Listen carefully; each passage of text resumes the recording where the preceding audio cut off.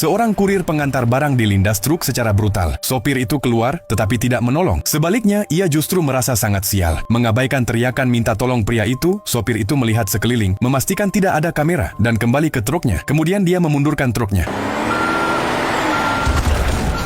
Pengadilan memutuskan ini hanyalah kecelakaan lalu lintas, dan sopir itu hanya dijatuhi hukuman 1 tahun penjara. Ibu korban datang untuk menuduhnya, tetapi dia bersikap sangat sombong. Semua itu disaksikan oleh seorang hakim bawah tanah. Malam itu, sang sopir sedang mandi, ketika tiba-tiba kepalanya ditekan ke dalam air. Dia akan segera kehabisan napas. 내가 누구냐고?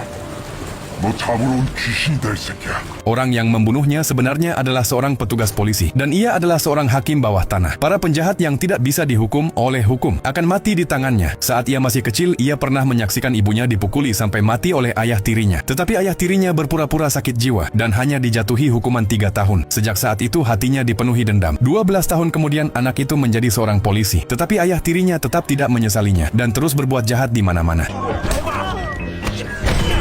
Jangan khawatir, anak itu tidak jauh ada di belakang. Tujuannya adalah melawan kekerasan dengan kekerasan. Anak itu mengikuti ayah tirinya dan memilih menyerang saat tidak ada orang di sekitar. Tetapi ketika ayah tirinya melihat, dia sama sekali tidak menganggapnya serius. Ayah tirinya dijatuhkan langsung dengan 1 pukulan, dan sebelum sempat bangkit, dia kembali ditendang. Ayah tirinya bangkit lagi, memakai sarung tinju besi, dan segera melawan balik, tapi tetap tidak sanggup menahan pukulan keras anak itu. Anak itu terus memukuli ayah tirinya berulang kali tanpa henti,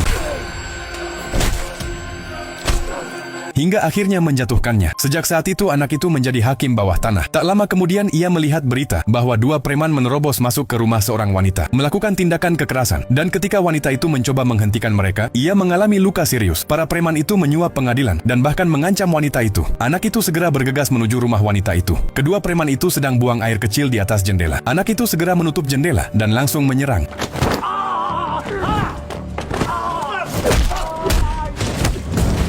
Saat wanita itu mendengar suara keributan,